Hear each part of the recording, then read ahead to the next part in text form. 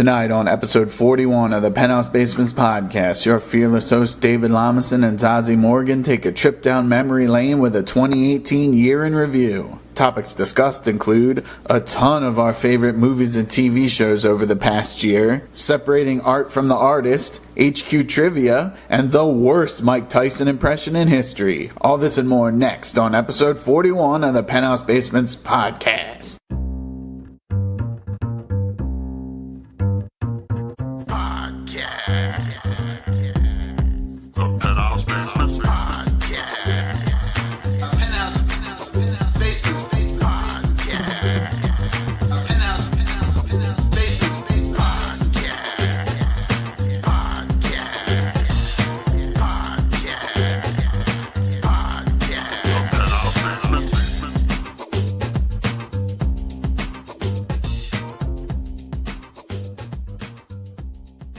Hello, everybody, and welcome to a very special episode of the Penthouse Basements Podcast. Is it? I think it is. Aww. Yeah, I mean, this was a spur of the moment. I wasn't expecting to be recording anything, but I was like, you know what? I got this new microphone. I'm going to fucking use it. You've got like 3 specials in a row now. I know. This one goes. The listeners should feel very lucky to be living in a time where they have the capabilities to listen to all this useless content put out by the Penthouse Basements. I don't think it's useless. Well, I'm sure we can use it to blackmail people. Don't say that yet. We just started. Anyway, okay. So what I wanted to do, not to date the episode, but we're going to date the episode. The date is the 28th of December, 2018, and I wanted to do a special sort of year in review, what's up, yo? So I don't have to go into what the favorite podcast segment of all What's Up, Yo is about, but I will. Good. Where we go around at the start of every episode of the Penthouse Basements Podcast and we talk about a movie we've seen, a TV show we've watched, video game we've played, song we've listened to, anything like that. Or a thing that happened. A thing that happened. Just anything that happened. And we're going to do, Zazy and I, we're going to do a special 2018 What's Up, Yo? Year in review. So, I guess we should just get it started. We both took notes, which means we're very serious about this. She's writing down, please let me leave, unlock the doors. You're at my house, so that's a weird thing. And by my house, I mean my friend's house that I'm dog sitting for. The listeners, they don't know that. You just ruined the fantasy. That's your fantasy, buddy.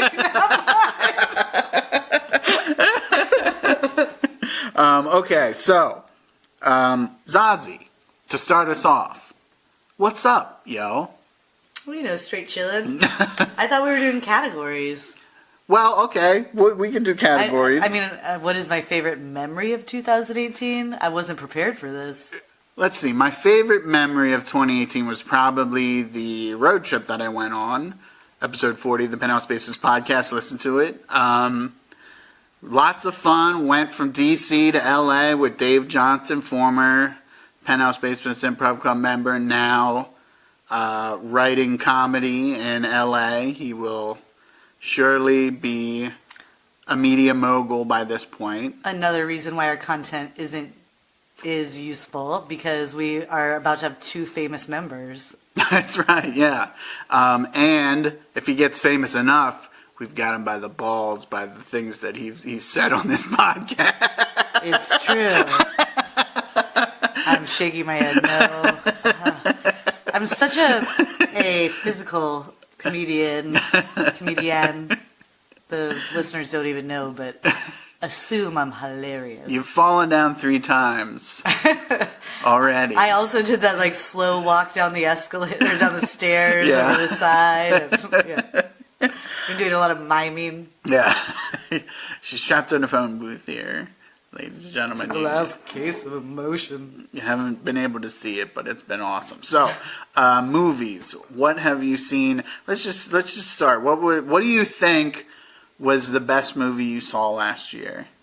Well, I haven't seen that many movies in the theater, but controversial, I know, especially looking back on some of the past podcasts recently. But I would say the Queen movie, Bohemian Rhapsody. Bohemian Rhapsody was my favorite. Yes, very controversial, and episode 39 of the Penthouse Basements Podcast, you can listen to me yap about that with Pete and Heather. I also liked it. I don't think it was my favorite movie of 2018, but I enjoyed it more than most. So Zazy. What would you say is your level of fandom when it comes to Queen? On a scale of 1 to 10. Yes, 10 being I have just about every Queen album.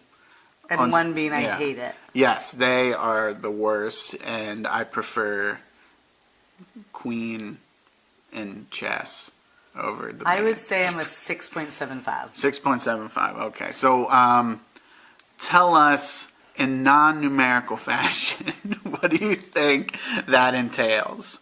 So, how often would you say you hear Queen in like a week? You know, where you're just like seeking it out. Maybe are you ever seeking out? That's a dumb line of questioning. But I mean, Bohemian Rhapsody in particular is I would say one of my favorite movies of all time is Wayne's World, and it's so what's the word?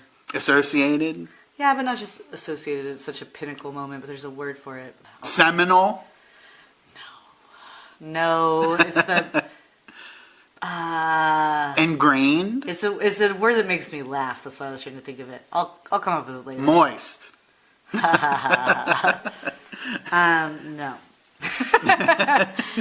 So there's that piece. I've also I wouldn't say necessarily seek it out outside. There's a lot of songs that I'm surprised to learn are Queen too. There's one of my favorite CDs is a compilation from a movie that was just okay, Gross Point Blank, and they're on that a lot, and I'm always surprised by the Queen songs. Like, oh, that was Queen. They're also on the Shaun of the Dead soundtrack. I don't know if you've ever seen that. I have seen it. I think Don't Stop Me Now is on there. It's a good one. Which is also in the Queen movie. That song's in the Queen movie, I think. Shocking. Well, now you're making me think.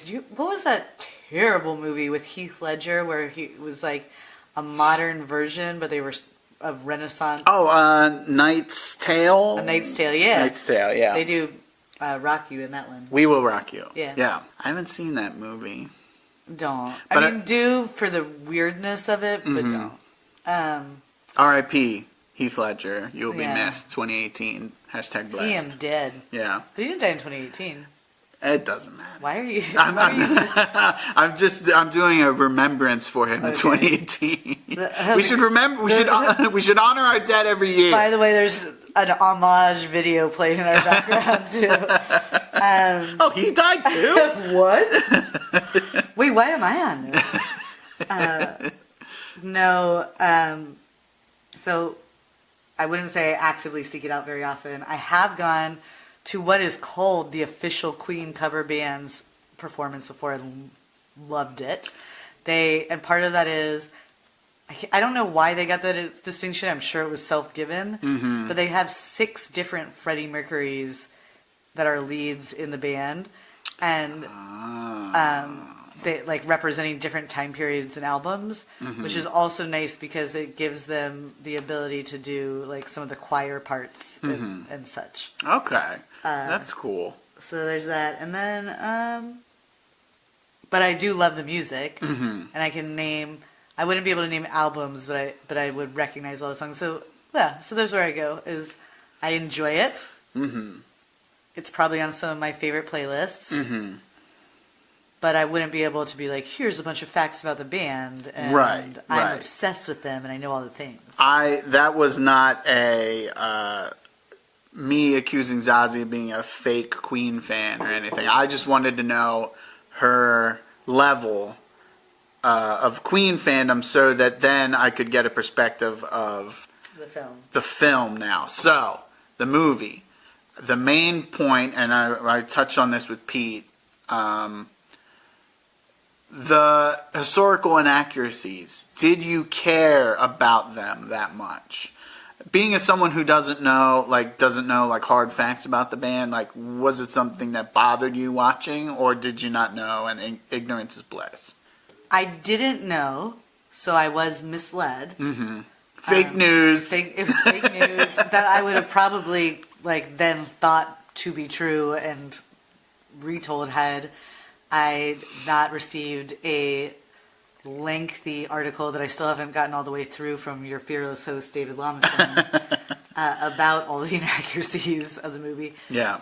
But what I loved about it was certainly Freddie Mercury in particular is a legend and an icon outside of the band, even what he did for understanding of gay populations and the time period and humanizing that and just being a brilliant writer and artist. I felt like while I was watching it, it was less about learning about Queen. I watched it and felt like I was watching a celebration by people who love this band. Mm-hmm. And it was so there were things that got dramatic, or it wasn't like it was just a fluff piece necessarily, but I think that I left feeling like I just watched a celebration and a party, and it was lovely. But I would say my favorite part of the movie, what really put it top of the line, was my hot date. This guy was a babe, man. Oh, nice. Well, you'll have to introduce me to him. I went with David. Oh. He was great. He even picked me up from the metro.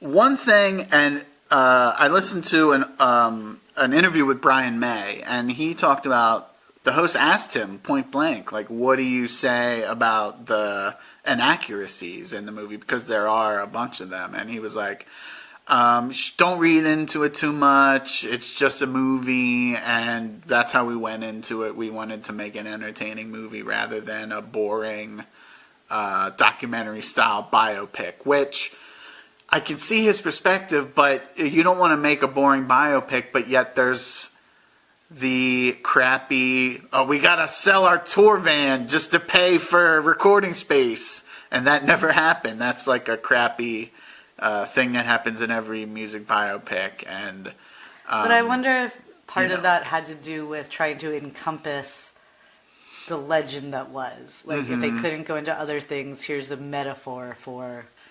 Yeah, but I mean, maybe they could have done it in a way that what really happened was more interesting. And Brian May is the film creator, correct? Brian May, who was the guitarist, and Roger Taylor, who played drums for Queen, they were like the main consultants, and they were producers. Gotcha. That makes it even all the stronger, in my opinion. Yeah, I mean, again, I didn't hate this movie. When I went on Pete's radio show, he thought it was really bad. Well, you said you went with that hot girl, though. I went with that really hot girl. Yes. And again, it was Rami Malek who played Freddie. I hope he gets an Oscar nomination because he did a very good job playing Freddie. I mean, people are like, "Oh, the teeth are too distracting." It's like, why? Like, Freddie's teeth were like that. You know, why do you have to keep bringing that up? Like, he didn't fix his teeth because he was afraid it would, like, alter the voice. But, again, yeah, Bohemian Rhapsody, thumbs up. Go see it. It's probably still out in the theaters. I think it just recently... I don't know if it's still out in the theaters, but it just recently became the highest-grossing music biopic of all time. Oh, really? Yeah. Because I was going to ask you, especially... Because Oliver Stone did the Doors movie, right? Yeah. Mm-hmm. I think so.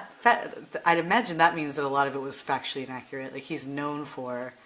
I haven't seen that in a while, but I know there are, like, dream sequences in it where he like meets up with like a naked Indian in the desert, and it's like, which they do a parody on in Wayne's World too. That's right, yeah. It all comes back to Wayne's World. Another one of the like quote unquote inaccuracies. Mike Myers' character in Bohemian Rhapsody, he is an amalgam of a bunch of different producers who were like, and record execs who were like, Bohemian Rhapsody, it'll never be good. So it wasn't just one guy that was dumb enough to not see how good a Bohemian Rhapsody was. It was like a bunch of different executives who were stupid. Well, no. And we're back! Okay. Speaking of Mike Myers, I will go in a little bit and talk about the serial killer Michael Myers, star of the Halloween franchise. So... Wait, can I interrupt you quickly? Go on. David, what are some of your highlights from 2018 movies? Well, bouncing off that transition, one of my favorite movies that I saw over 2018 was Halloween 2018, which, screw the creators for having the same goddamn name. They're both called Halloween.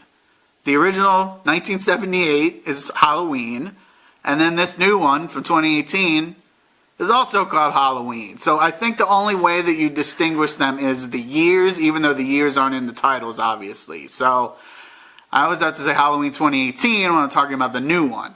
Well, I'm going to give a shout out to our loyal fans who are probably annoyed right now. You are abusing your host privileges in that I was literally listening to you talk about this on podcast 39 like 3 hours ago. So get off your Halloween high horse, man. You had your soapbox.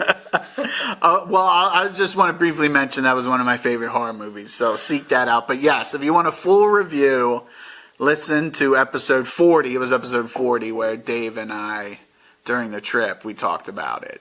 Oh, okay. Yes. That's right. It's a little confusing. I'm guilty of this too. We recorded episode 40 before episode 39 came out.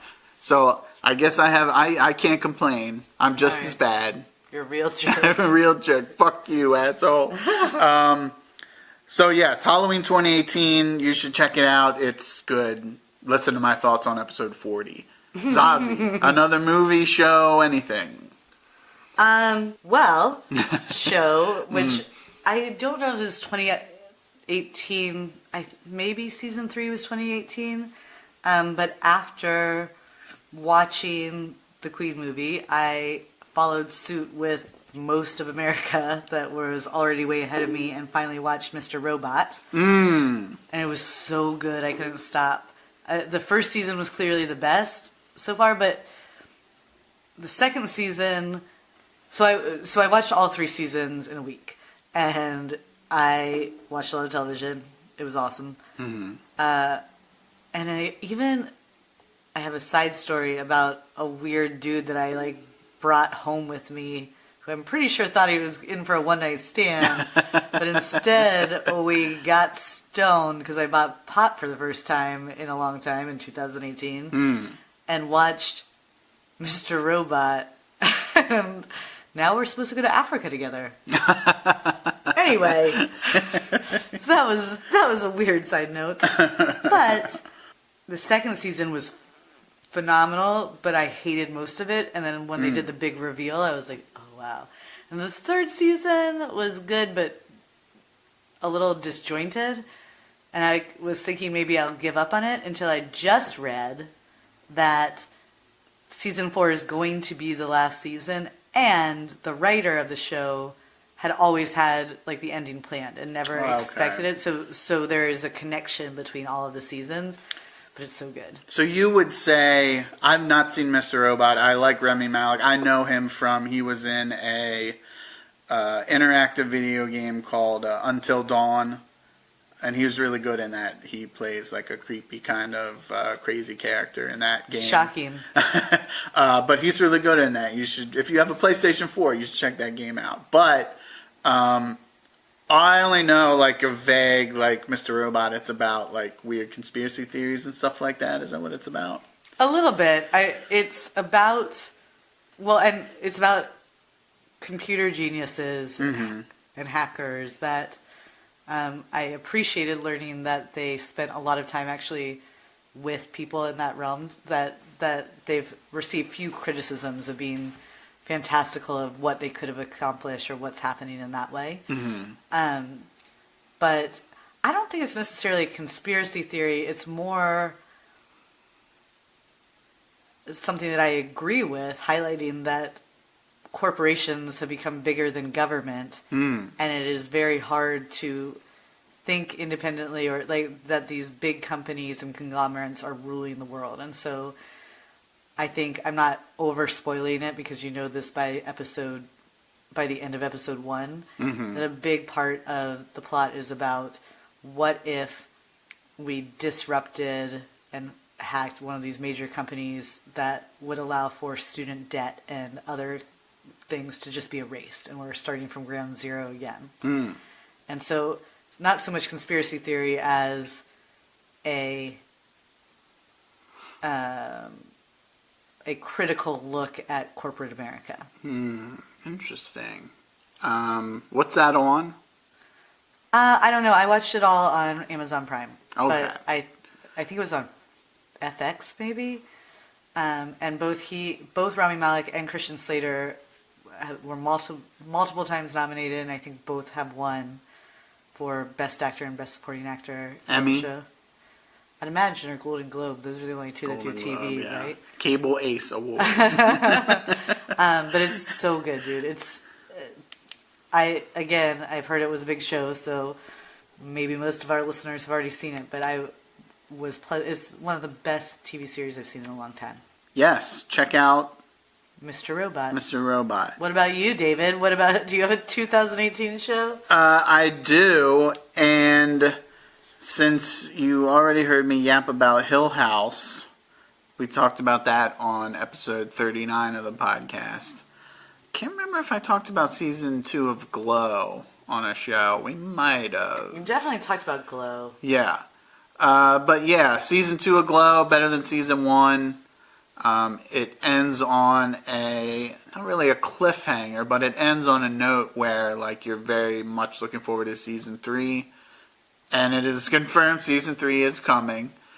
It survived the cancel apocalypse where Netflix axed Luke Cage, Iron Fist, and Daredevil, which is so shocking because Daredevil is probably one of their best shows, and I think it has to do with Disney's going to be starting a streaming service soon, and Netflix saw the writing on the wall and is like, we don't want to have these Disney Marvel shows anymore, since Disney's going to have their thing, and so they just canceled it. Do you think that the idea is that Disney's going to take some of those over then?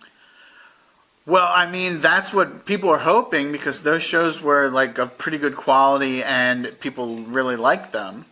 And everyone was really annoyed that Netflix just up and canceled them. And Disney teased, they were like, maybe we've got some stuff in the pipeline, wink, wink. But I don't know. It's not very hopeful. But yes, Glow season 2. And I just thought of another show that I saw. But yeah. While you're taking that note, I just want to point out to the listeners, if you heard that liquidy sound that made you have to pee, or want to have to pee. It was pee.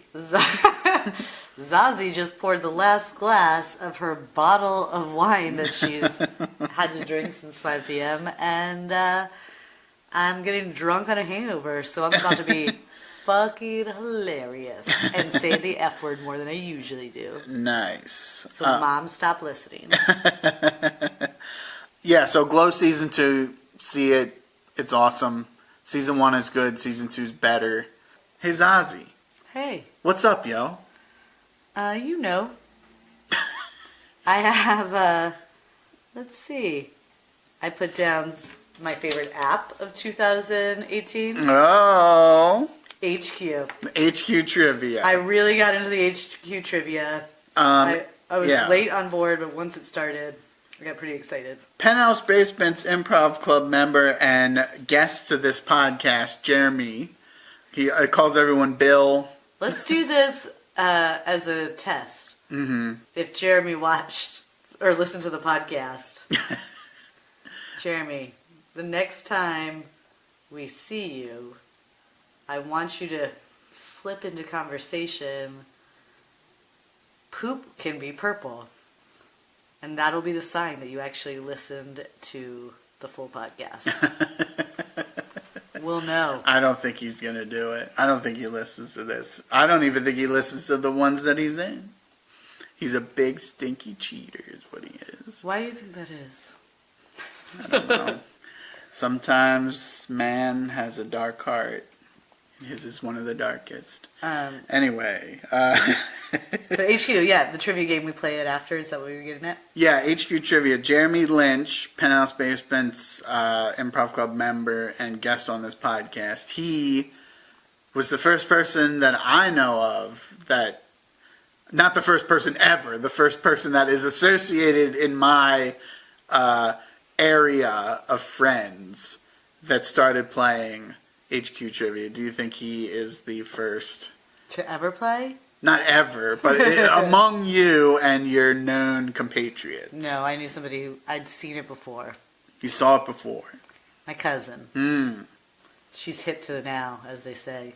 And you were like, "Oh, what is this? What is this thing?" And what were you told? I figured it out pretty quickly. For those of you who have not played HQ Trivia. Yes, what is HQ Trivia if you don't know? It's sweeping the nation. It's really fun. Zazy loves gambling, so there you go. But you don't have to risk anything. So you don't have to pay for the app. You don't have to pay to play, but you can. They just win steal money. all your information. That's fine. Probably. Mm-hmm.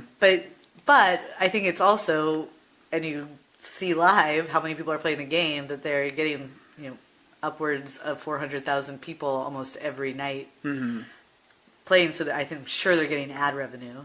Oh yeah. But they give away between $5,000 and $10,000 every night. Split between the winners. Correct. Though. But still, I mean, it's fun. I've never won. 22 cents. Jeremy might have said he won once. I can't remember, but I played once where had I kept playing and I only got one question wrong, I was so mad. I would have won like $5. But the question, I think there's 10 questions total. They have a really dopey live host that you have to listen to for a long time after it starts. Yeah. Sometimes funny, often not. There's 3 different hosts. Just like the Penthouse Basements. Yeah. No, we're hilarious all the time, clearly. Sometimes not. As a disclaimer, they may cause diarrhea. That is true, actually. Yeah, so you get 10 questions, and if you get one of the trivia questions wrong, they're all multiple choice, then you're eliminated, and you get to see each time how many people got it right and wrong. And it's a real fun thing. And they did it in a smart way, too, that we learned at the Penthouse Basements practices, because it's now become, we practice from 7 to 9. Now you guys get to see how the sausage is made on Wednesday nights. Yeah. But so we end at 9, which is right when HQ starts. So now it's sort of become a thing that we play HQ at the end of our practices. And it also turns out that if you're all together and multiple people are playing the app at the same time, you can get like little prizes that help you in the game. So it's similar to the phone a friend. Who Wants to Be a Millionaire? Who Wants to Be a Millionaire fan. Of which one of our members is also Dave, who you might have heard on episode 40. Yes, of the Penthouse Basements Podcast. Is also an alumnus contestant on Who Wants to Be a Millionaire. Yes. Also, what's up, yo? Let me just go into a movie that I don't think I've talked about yet on a podcast, and if I have, none of our listeners will call me out on it because no one ever writes in or rates us. So, lucky for us. That movie is Hereditary, before I went to see it, people had said it was one of the scariest movies ever made, maybe the scariest movie ever made. Well, listeners, I'm here to tell you that it is very creepy. There are some very tense moments in it. I don't think it's the scariest movie ever made, but what I will say about it is it is very effective, and there's little to no gore in it. There's maybe one shot of like real disturbing imagery, but other than that, it's very effective of sort of like an old school style, like show, don't tell, like building dread, building a sense of horror, like an impending doom is coming, and you're putting all the pieces together as the movie's going along. You've seen little clues about where the story is headed, and then once the climax happens, it hits you over the head, and you're like, oh God, the signs have been there. And, wow. The last, 30 seconds of that story was, the first time I had an orgasm. I thought it had happened before, and then it just hit me over the head when the climax happened. Sorry. That's true. So, what would you say is the scariest movie you've ever seen? Wow, that's a really good question. There's a movie that a lot of people don't really like, but I think is also really good at building a sense of dread, called The Innkeepers. Also another movie with not very much gore in it. I don't think there's even any shots of disturbing imagery. Maybe one thing similar to Hereditary. But yeah, that movie builds a sense of dread. It's about two people that work at a bed and breakfast, like an old hotel, on the last night, the last weekend that it's going to be opened. And they get some weird people coming in to use the hotel. And there's a legend about a death that occurred there many years before. And just, I would say that whole movie, what differentiates it from Hereditary, there's parts in Hereditary where there's not really things build to a climax in Hereditary, but not the whole movie. In The Innkeepers, stop saying climax. In The Innkeepers, that whole movie, I would say, for more of it longer, is a sense of dread. What's going to happen? Something's going to happen. Oh God, something just happened. Okay, all right. I mean, and I would say that, those kind of movies I like a lot more than just something that has a lot of gore and jump scares, Going back to Halloween 2018, the sense of dread in the sense of dread in that is built on Michael Myers, this remorseless killing machine. Who's he going to run into next? And are they going to survive?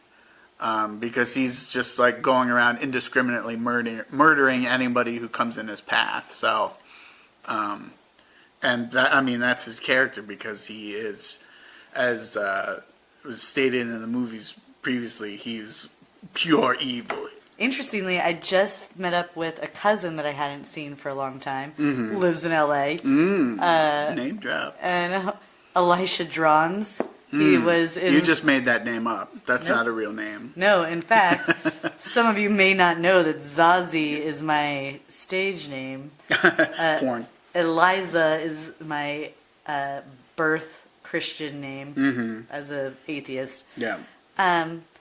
Porn? Oh, I didn't say that. That was so nice. Thank you. But it is really annoying because I had a cousin, Elisha, and when we were together, Eliza and Elisha sound a lot alike. That sounds a lot alike. Anyway, reconnected with him recently, and turns out his job is to be the soundtrack person of movies, that everything that's non-music, and the sound guy. And I asked him all this. Like the Foley guy. Is that what that's called? I don't know what it's called. Mm-hmm. I guess I should, since I'm related to one. He's your meal ticket. But I asked him, because a lot of what he does now is technical and making sounds from computers. And I was like, do you still do the things that you see in TV of like, oh, they're walking on leaves, we're going to crush potato chips or whichever.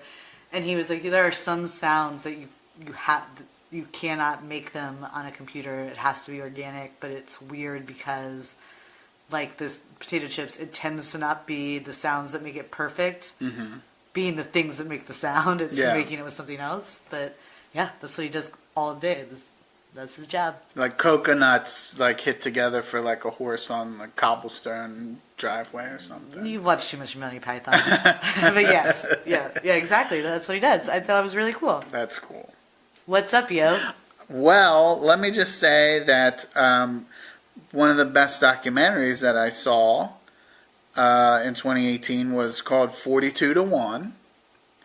It was about the boxer Michael Tyson getting knocked out in Tokyo. He was undefeated. Everybody thought he was the greatest boxer of all time.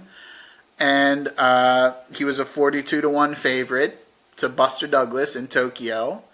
And Buster Douglas knocked the fuck out of him. And it was really good. It was more, they did not talk to Tyson at all in the documentary. I don't know if that was intentional, but it focused more on Buster Douglas and his background. And one of the things that I did not know going into the documentary that you learn in the documentary is that Buster Douglas's mom died before the fight. Holy shit. Yeah. So that was something that I had no knowledge of. And I was like, okay, that makes a lot more sense. Of course he won. He dedicated it to his mother. Yeah. And they're like interviewing him like post-fight in the ring. And he like dedicates the fight to his mom. And he talks about his mom passing away. So, yeah. It's a 30 for 30 documentary. Wait, David. I have a little surprise for you.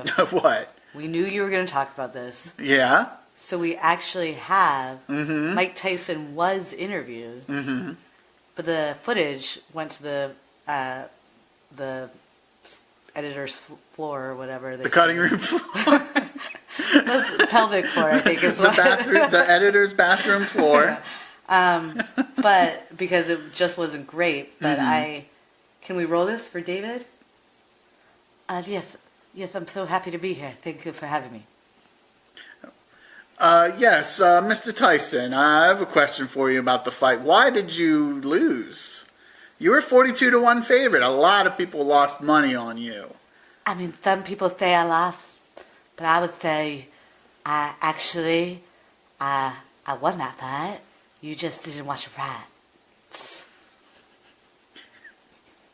I just want to say one thing. Who is this? The actual Mike Tyson just walked in. Who's this imposter here? Oh, wait, and here's a new interviewer. Weird.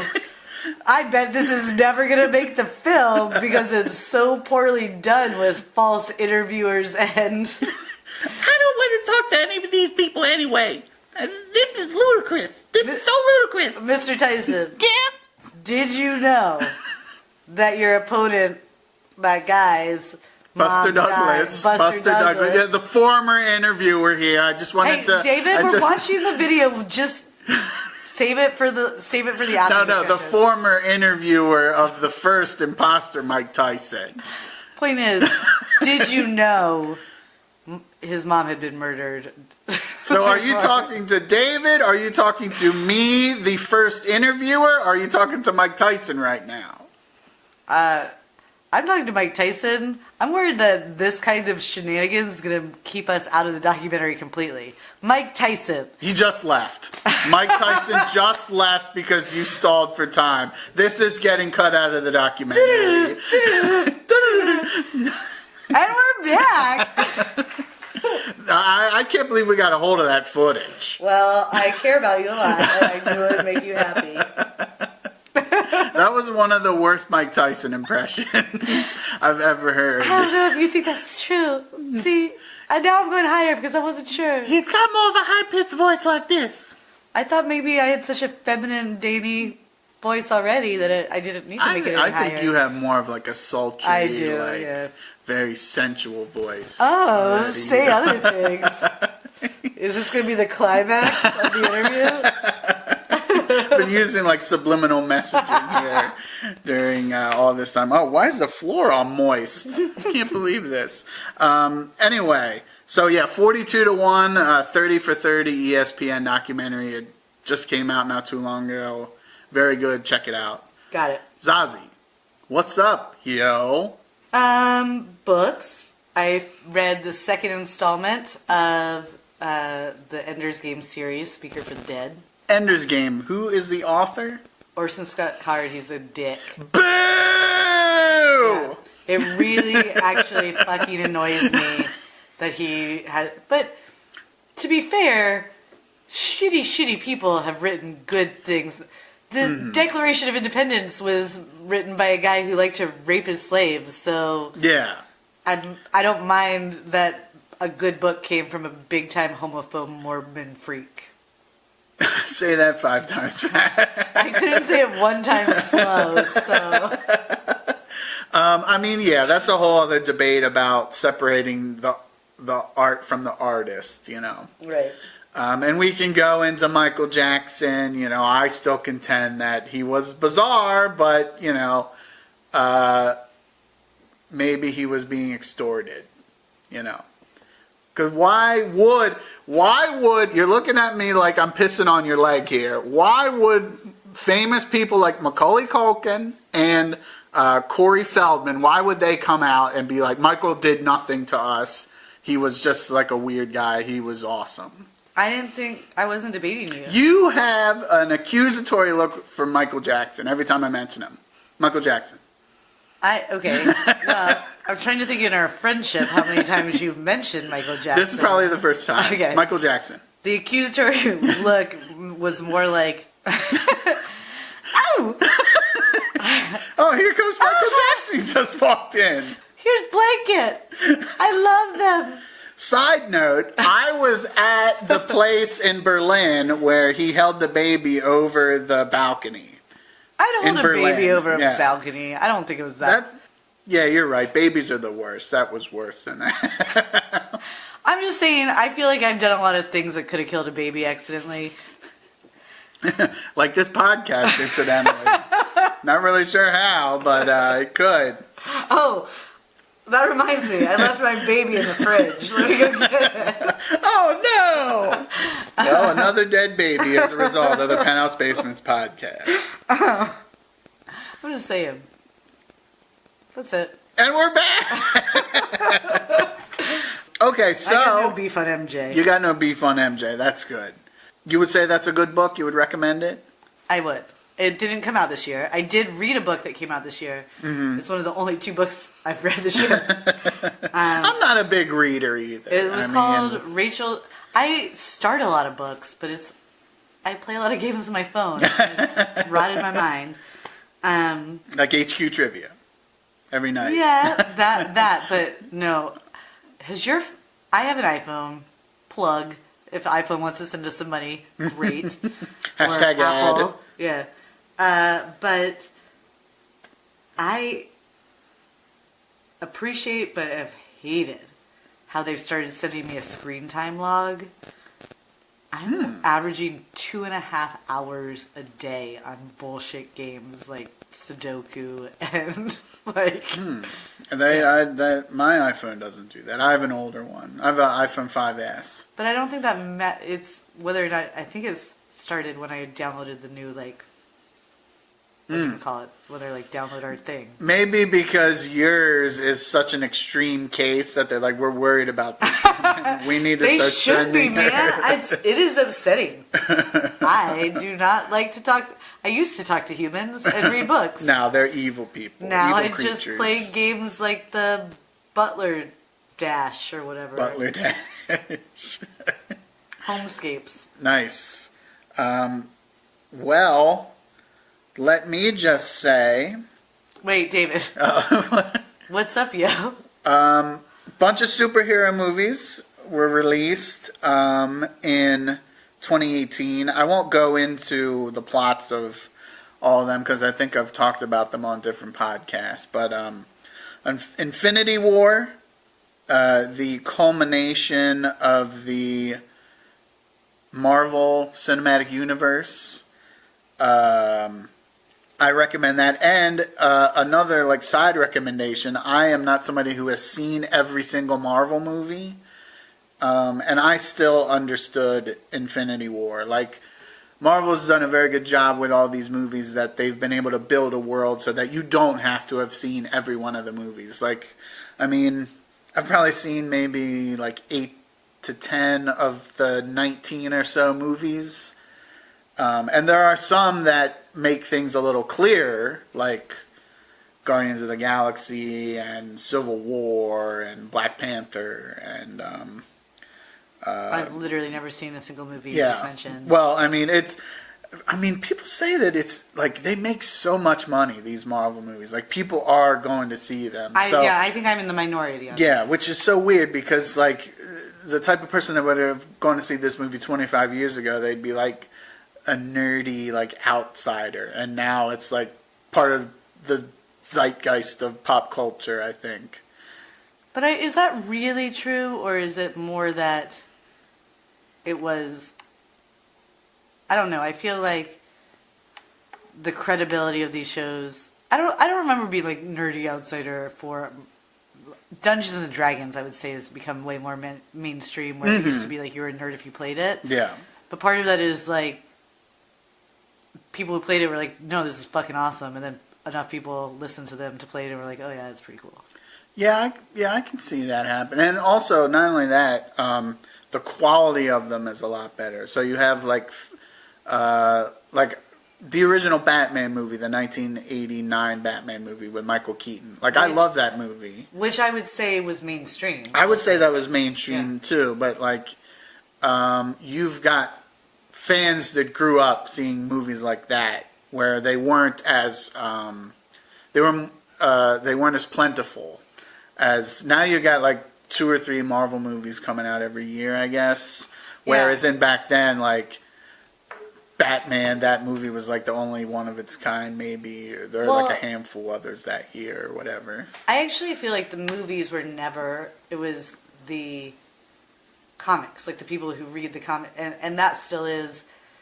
Now it's cool to be hip to be nerdy or whatever, but like hip to be square. Hip to be square, but Huey Lewis was shaking his head at that. You missed a golden opportunity to plug one of his songs. Yeah, well, Huey Lewis can shake my, you know what. Your dead baby that you left in the fridge? My pretend penis that I was pretending to jack off. We'll have to talk more about that later. That made no sense either. In either way, that made no sense, actually. What? They can shake this and then I pretended to whack off? It's like coming out of the side of your body, though. That's why I'm like, what the fuck are you doing? You would have known what this meant. No. It was like maybe her breast, but it's much lower. I mean, I would assume that she doesn't have grandma boobs. You couldn't see my hand under the table. We're sitting at a table. You can make if you're making like, you can tell what I'm doing right now, can't you? Are you touching your penis? I mean, I'm not touching the penis, but no, I'm making the motion. I'm making the motion. All right. This is great podcast fodder. We'll decide what's left in or not. I'll make that executive decision. All right. Sounds good. But I was talking about... I think that the people who actually read the comics and are like, I'm going to fact check this in the movie because of the comic, it was like this. That's the nerdiness. I'm offended by that voice. We do not sound like that. I can't believe that you would make that voice. Is that you doing an impression of me doing an impression of you? No, that's my actual voice. I do the podcast voice, and I have my actual voice. Should I let the general public know my non-podcast voice? I mean, if you want to, go ahead. I feel like everybody's eardrums within a 45-mile radius are now exploded. I am not a good improviser. It would have been so much funnier just then. It didn't happen. Hey, David, what's up, yo? Well, continuing on the superhero movie tangent, Infinity War, recommend. Black Panther, which I just kind of mentioned. I also recommend that. Deadpool 2. I would put that in one of my favorite movies of the year. Not just a superhero movie, but, Deadpool, his shtick is he's sort of a fourth wall breaking, self-aware superhero. So I'm not sure if I'm familiar with fourth wall. So he knows that he's a comic book character. He's aware that he is in comics in his comic book stories, and in the movie he is aware that he's in a movie, and that's his shtick. He's like a quippy type. But is he also doing things like he believes he's real? Yeah. Like he exists in his world, but he knows that he's just in like a weird comic book universe. It's hard to explain. I would even though you're not a fan of like superhero movies in general. I didn't say that. I just don't watch them that often. I would recommend the two Deadpool movies because they're. Is that the one with Ryan Reynolds? Yeah, Ryan Reynolds. I would recommend the Deadpool. I think I started the first one. And you stopped watching it.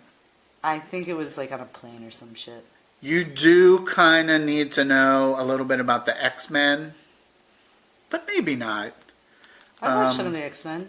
Yeah, I would say I would because I know your type of humor. I would recommend the Deadpool movies, and I was gonna say something for the ladies because Ryan Reynolds, but he's horribly scarred in the movie. Yeah, and I just don't like him. Mm-hmm. He's not for me. That's why I love Wasp and Ant-Man so much. Is that Marvel or That's DC? Marvel, yeah.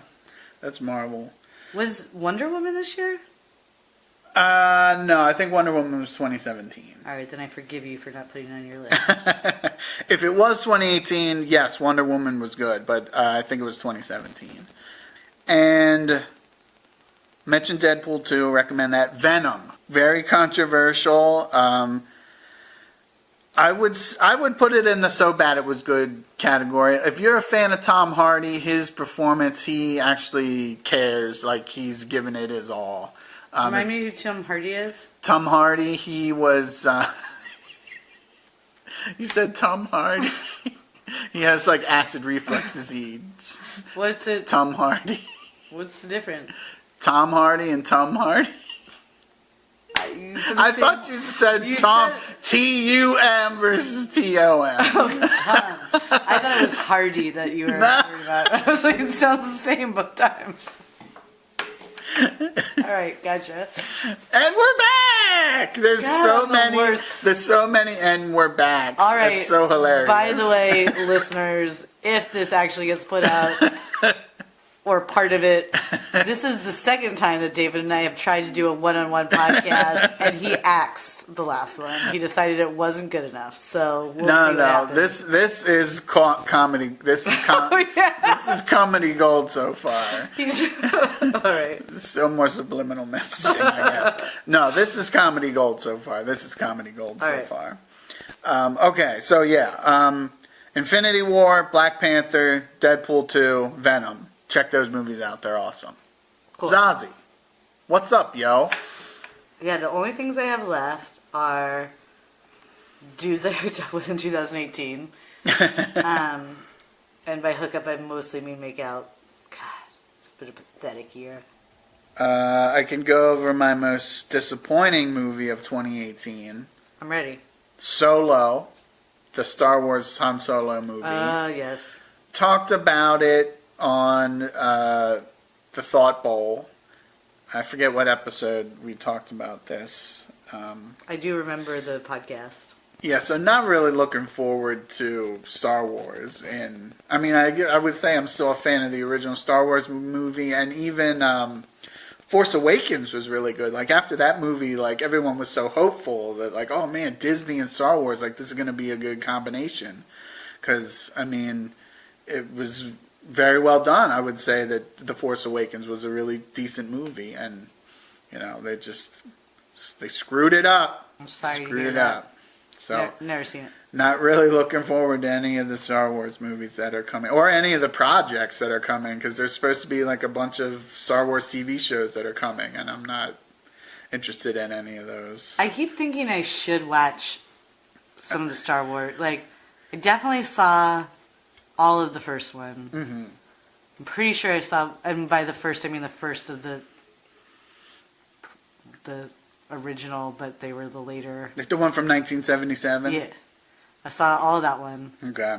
And then I saw pieces of the second one, and that's it. I never saw the one where Leia was in like the real hot outfit where she was in chains or whatever. Yeah. I don't have any memory of that. And then I've never seen any of the new ones. I'm the worst. No, it's all right. I mean, like 5 years ago, I would have been like, what? But now it's like, eh. Actually, Isn't that sad? Star Wars, like Disney, is like killed my fandom. No, that's not true. So, one thing that I did want to touch on was one of the best movies that I saw. And we saw it together, so we can get into kind of like a deep dive about it. Okay. Star is Born. Which I can see from the side of the table that your note said Stars B, which I like. Star is B. They should rename it. So, Star is Born, starring Bradley Cooper and Lady Gaga. Very surprised when I heard that, Lady Gaga, she's getting a lot of buzz about her performance. She's like really good in it. And she was excellent. She was excellent. And the other surprising thing, Bradley Cooper, I mean, he's already known as like kind of like a good actor, but that he like did all of his own singing and wrote all of the songs, like all the songs that his characters sing. So that was shocking to learn. I did not know that he had that kind of a talent. Which is interesting because he was sort of like a country music person, but it was more like Avett Brothers in my mind. I was like, I can see it being kind of country, but not really. Yeah, it was more like, because I hate country music. I think it's the worst thing ever. But when you say that, do you mean all? I would say like modern country. Yeah. Modern country. I feel like a lot of people say that, but they aren't talking about like Dolly Parton or Merle Haggard or Johnny Cash. Yeah, or even like Ray Charles to an extent when he was country back in the day. Happened. But I thought Hootie was the only black country singer. Hootie and the Bee-Fish and the Star is Darius Rucker. They're getting back together. I know this. Yeah. I was actually thinking about getting together. Whatevs. They're from Charleston or South Carolina. It's cool. Are they from Charleston, South Carolina? I thought they were from South Carolina. They're from Columbia, really. But Darius Rucker sings out in Charleston all the time. I thought they were from like Florida because they always sing about the Dolphins. Dolphins are in South Carolina. The Miami Dolphins are in South Carolina. The swimming mammals. I'm talking about the American foosball team, the Miami Dolphins. They are not singing. When they say the Dolphins make me cry, it was not about the Miami Dolphins. Are you fucking serious? They have Dan Marino in the video. That's not true. Yes, it is. I'm gonna watch the video. You're yanking my crank. You're yanking my crank. You're yanking my crank, and I don't like it. I'm making the motion now. I'm opening another bottle of wine. This is about to go to fucking shit show central. See, I'm swearing all over the place. Mama Riak, for real, or Mama Morgan, if you're listening. Stop. This is all going to get edited out anyway. You always say that. I'm being too funny. I remember what we were talking about. Oh, Star is B. A Star is B. Oh, A Star is B. Yeah. Surprised about Lady Gaga's performance. Surprised about the level of music level. It's really good. What were your impressions of the movie? Well, you said something to me that I didn't know, was that it was a remake of a remake. Of a remake, yeah. Yeah. This is the fourth version of this story that will never be done being told. I'd be really interested to see some of the others. Are there any other notable actors in? Well, I know in the version from the 50s, Judy Garland was the... Oh, really? Was the Lady Gaga character, love to see that. And apparently she was like supposed to win the Oscar and got horribly robbed. Biggest criticism. Yes. They tried to make Bradley Cooper less attractive than he was, and it just didn't work. By having him piss his pants on stage. No, just like making him leathery and all of those things. Like, why do that? I'm kidding, but not really. I thought his makeup was weird. I think it was a really good movie. I think that... I actually think seeing it as a woman especially, it brings up a lot of things worth examining. Like, it was clearly a good piece of art, the film. Mm-hmm. I think it made you think. I could have talked about it, and I could continue to dissect it for hours. Mm-hmm. And I actually talked to a girlfriend about it later too, who wanted to do that, and it was just, it touched on things that just can be very, very upsetting. It was clearly a dark movie for a lot of reasons. Very upsetting. Very upsetting. But great parts. Like, had some huge highs. Like, it was fun to watch. Mm-hmm. But then I feel like I haven't given it the thought time it deserves, because I was like, oh, it's going to be sad to think about. Yeah. One thing, I think that one of the main criticisms about the movie is that it sort of peaks too early with, like, the best scene is probably when Lady Gaga decides to go on stage and sing her song with Bradley Cooper, and that happens maybe 45 minutes into the movie. And it sort of the middle last act sort of kind of drags maybe. And you don't get that emotional, you don't get that same emotional, like, climax that you would normally, because it is a remake. It is a remake, so you already know what's going to happen, basically. I didn't. Mm-hmm. I saw it coming. I saw the writing on the wall, kind of, but... the way that it happens was a little surprising to me. Like, I thought he was going to... Should we spoil this? No, we won't spoil it. I thought it was going to go one way, and then it went another way, which I guess it made more sense, but... I did not know that was going to happen. I thought... I don't know a way they could have done the narrative better. It's similar to Queen movie, the Bohemian Rhapsody, of like, you just have to condense a lot of content into a short period of time. So I don't think it's a spoiler alert to say that Bradley Cooper's character is this famous star who is clearly drug dependent and alcohol dependent. And it's... Stop being funny. But anybody who's had alcoholics in their lives or depressive people, I feel like that's a narrative that's less told, of like, that's awful and sad for them, but it's also exhausting for the people in their lives. And it's really hard to just be like, oh, but that's their disease, or though that's that thing, and like forgive them when they can be really awful and selfish. And so I don't know how they would have sped up that narrative, but it's hard to watch. Yeah. So I see what you're saying. Like, the really good, like, fun part to watch was in the first 45 minutes, but like, what else good was going to happen? Yeah. You can only go down with the way this story is going. Right. I mean, that was kind of the point. Yeah. So it is a tearjerker. But, I mean, I think the... Oh, my God. I was crying so hard when we left. Poor David. one of the two things that set it apart from the other versions are the music is really good and the performances are really good. Oh, did you see the other two? No, but, I mean... But Judy Garland, that phony baloney. Barbra Streisand, she's so overrated. Yeah, I really enjoyed the music, and I think the performances are really good. Also, I've heard of Barbra Streisand. I like that you were like, you might have heard of Judy Garland and people that have been in this movie before. Well, no, it got cut off. We started talking about something else. But I don't know if you can believe this, but we got sidetracked, so I didn't get a chance to mention the poster child for ADD. I didn't get a chance to mention that Barbra Streisand is in one of the other versions. The good old BS. And Barbra Streisand. So yeah, check out A Star Is Born. Okay. I would say, just a side note, it's interesting that you said it that way about like the inevitable end of that movie, because one of my favorite movies of all time that I'm just realizing now is Playbook Silver Lining, with also Silver Linings Playbook. Yep. with Bradley Cooper.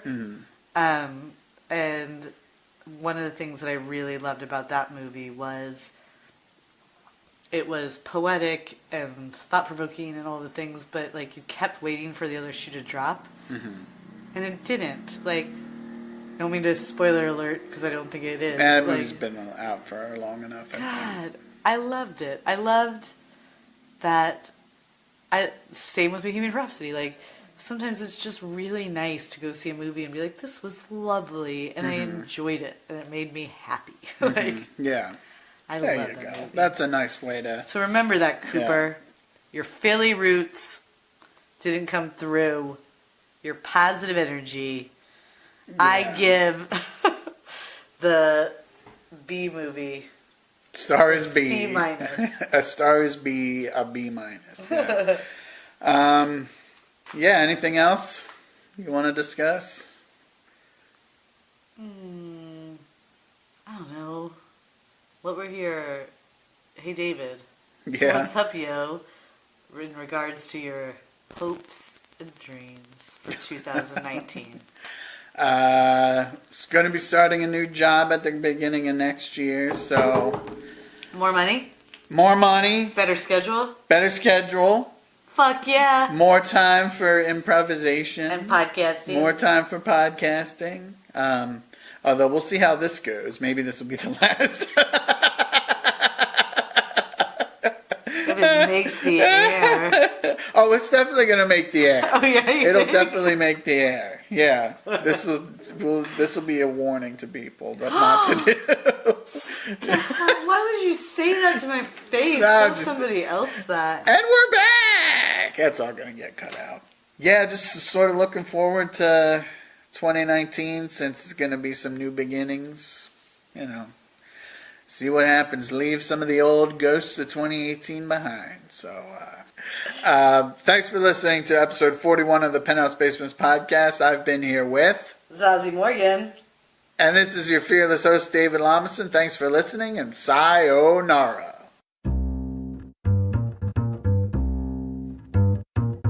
Podcast.